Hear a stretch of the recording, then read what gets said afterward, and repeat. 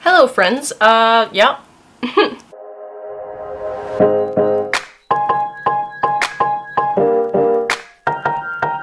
Welcome back, or welcome. This video is hard. This is hard.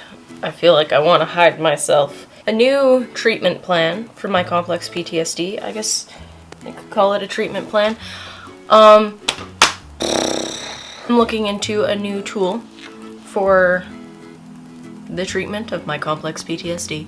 And I'm pretty nervous to talk about it, but I feel that it's important to talk about it because that's the whole point of this channel, is to talk about it, talk it out, you know? Talk to you about me. And I've had mixed reviews from people in my real life when I let them know that this is something I'm going to be doing and looking into. And some people don't understand it, some people don't necessarily support it, some people are amazing and think that it's the right thing to do, my therapist included. So, without further ado, maybe a little, really nervous to put this out in the open. I don't know why. I think that's part of the reason why I make these videos, so that we can end the stigma around stuff like this. I don't feel that I need to justify this, but I'm going to anyway, because that's just who I am as a person. I need to explain everything to death, and yet here I am, not explaining anything at all to you. Okay, I'm just gonna get into it. Okay, I'm getting a service dog. A psychiatric service dog to help me mitigate my disability. Yes, I have complex PTSD, as you know, probably. And I don't think people in my real life who have been less than supportive about this idea, I don't think they understand just how much it affects me.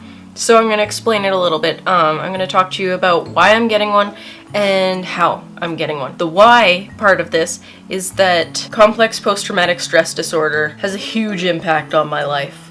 Huge. Sometimes I can't bring myself to leave the house because either I'm afraid to, or I physically just feel just so fatigued, I guess the word is, just next level exhaustion. Sometimes there's physical pain, not as often as the fatigue. I also dissociate a lot more than people realize, a lot more than I even realize sometimes. A service dog can alert to dissociative episodes, and I have multiple panic attacks when I'm not having like a good stretch of time. When I'm having a good week, I won't have any panic attacks. When I'm having a bad week, I will have multiple panic attacks, and I don't know if there's a term for this, but like emotional regression. It's like emotional flashbacks, so it's awful. And a service dog can alert to that and perform something called deep pressure therapy. The short version of the explanation of this is that the dog can lay across your lap, and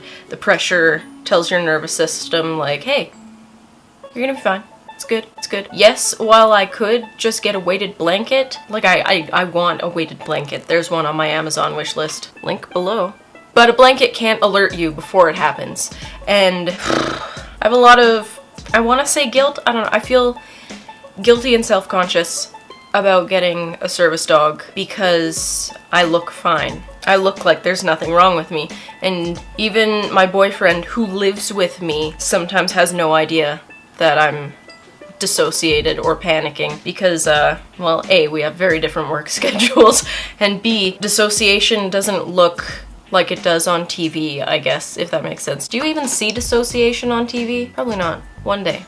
We'll get there. People don't see what's happening all up in here, and here, and here. I guess I'm worried about judgment when I go out in public, but the fact of the matter is, I want to go out in public, and I want to hang out with my friends and my family and not have to leave early. I want to be able to be a passenger in a car without hypervigilance kicking in. I want to walk through a mall and experience walking through the mall. I want to go to events. In my line of work, there's a lot of networking events. I'm a makeup artist and my focus is film and television. So there's a lot of events that I don't have to go to, but like if I want to get anywhere, I have to go. And I want to be able to be present for that and enjoy it because it is so hard and it's so exhausting. I'm really sorry if this comes off as complaining, but it's a real thing. And I have to accept that it's a real thing. I don't think anybody's even judging me, honestly. I think I'm just projecting. Everybody's probably gonna be fine with this because it's a real thing. And a lot more people than I realize probably know that it's a real thing. Another thing that this dog could do for me is I get really nervous in crowds, and just like if people are behind me and I don't know they're behind me. So there's a task that a service dog can do that's, forgive me, I'm still doing my research, but I think it's called block and cover. Whichever one is from behind, they can either stand or sit or lay down behind you so people can't get close to you. They can stand beside you or in front of you, or if you're just super not into people approaching you, your dog can actually be trained to walk in circles around you in public. It can also bring me my pills, because right now as I'm recording this, I have remembered to take all my pills and vitamins 4 days in a row. Go me. But your dog can be trained to bring your pills at a certain time of day, or you can just tell them, bring me my pills, and they can bring them to you so that if you can't get out of bed, they can bring it to you and bring you a bottle of water and then put them back, which is awesome. There's so much more that I'm forgetting, but you know, after this video goes up, I'll probably talk about this a little bit more. My plan is to bring a service dog candidate home in January, probably the end of January. I'll just tell you about how it's gonna happen. I am going to go through, not a program, because that sentence didn't make any sense. Let's go back. I'm not going through a program and getting a ready-made, fully trained service dog handed over to me, because I looked into that a few months ago. There's two factors that turned me off to it, and let me explain. There's nothing wrong with programs, and I think it's amazing that they exist, but maybe 3 things. I'm just gonna list off the things that made me think that a program dog is not the right choice for me. First was the wait time. You have to sign up and get approved and everything, and after the months-long process of getting approved for a service dog, you are put on a wait list, and because it usually takes roughly 2 years to fully train a service dog, the wait time for any program that I would be eligible for was 3 to 5 years. And I am looking for something a little more immediate than that. That kind of made me go, huh, yikes. The second thing is the cost is roughly the same. I can't remember the name of the organization, but it's in Salem in the United States. I live in Canada, so that's kind of, there weren't too many in Canada that I would be eligible for. And they want you to give a donation of $7,000. That's reasonable. They're raising and training a dog for you, and they give you I think it's a 2-day or 2-week, I don't know, some sort of training course thing with the dog and a trainer in Salem. So that's cool, but I would have to fly there on my own dime and my own time, and it's gonna cost me roughly the same amount to adopt a dog and work with a trainer here in Canada. And the third thing, I'm not a war veteran. Unfortunately, the vast majority of the PTSD dogs are the programs that train PTSD dogs, they're specifically geared towards people who have served in the military, which I think is amazing and incredible, and I'm so glad that's a thing. But unfortunately, I'm just a regular person with complex PTSD. So naturally, I don't qualify for the war veteran dogs. I think it's called Wounded Warriors, and I've heard really good things about it. In no way am I talking crap about those programs, because I love that they exist. I just hope one day there's one for regular people who have not made that sacrifice for their country, who are traumatized also. What I am going to do, let me just pull up my sleeves. It's really hot in here. Hang on, I'm taking my sweater off. What I am going to be doing is going through a rescue foundation here in Calgary. I'll have a link to their website below. They are called Positive Match. Based on the research that I've done on that foundation and the interactions I've had with them leading up to this point, it seems like a good fit for me, and I really love what they're doing. To adopt a puppy, it's around $450, $500. That's the route that I'm gonna go, because while I would love to adopt a senior dog, they might have trauma in their past that nobody's aware of until we're watching fireworks or something one day, and then they get spooked, or they've had a bad interaction with a short woman or a tall man or other dogs. We won't find out until they're reacting to it on the day.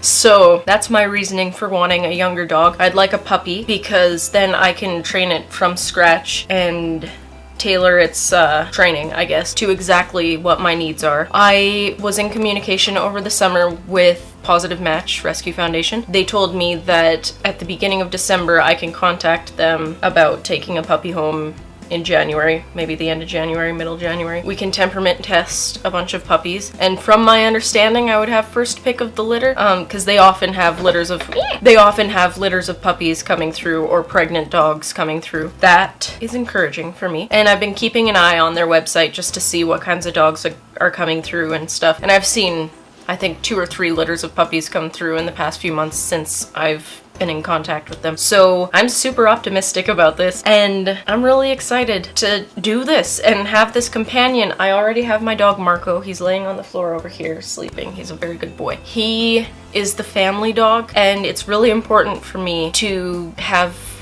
my own separate service animal. I don't want to train Marco as a service dog because he's already developed a lot of habits. He's 2.5 years old right now, almost 3. He's very friendly and seeks out attention from people, which I think is just darling, but that's not acceptable behavior for a service dog. He has a mighty bark that sometimes sets me off, and when we go to the pet store he's very interested in the birds, and yes, while we could train that out of him, he's the family dog.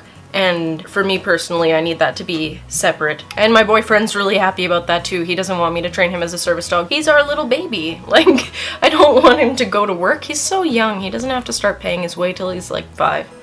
Anyway, I'm going to be owner training this service dog candidate that I hopefully take home in January. And I'm gonna bring you guys along for the ride. The first way that I found out that you could have a psychiatric service dog. I don't know if you guys are familiar with the family vlog channel It's Us. It's Ariana Fletter and her husband Ryan Fletter, and they're 2 very adorable daughters. I will leave a link to their channel here and down in the description. They're amazing. I love them. If you saw that viral video a couple years ago of the bride walking down the aisle singing Carrie Underwood to her husband, that's Ariana Fletter. And she had a service dog for her PTSD named Levi. It was an eye-opening experience watching her videos and finding out that it's a real thing. PTSD is a real thing that you can get help for, and it makes me feel so hopeful. And so, I can't even explain the feeling. It just makes me feel so joyful to know that someday, very soon, in the next couple of years, I might be able to go out in public and fully experience it. I might be able to leave my house without dissociating, and I might be able to enter a hospital without panicking. I might be able to interact with the people that I love and be fully present in the moment. And while that doesn't sound like a big deal, when you don't have that, the idea of it just seems so far away. And there's this answer that's so simple. It's not going to be easy. But the fact that there's a solution for this problem, I'm really into it. If you have a disability that requires a service dog, talk to me about your experience in the comments. And if you are interested in learning more about service dogs, let me know if you have any questions, or if you have any advice or information to share, please talk to me in the comments, because this is a conversation. Thank you so much for watching, and let me know your thoughts on this topic in the comments. How many times can I say in the comments in one video? Let me know. Talk to me, baby. And also, I hope you have a beautiful, wonderful day. And don't forget to be kind to yourself and others today. And I will see you again very soon. Bye.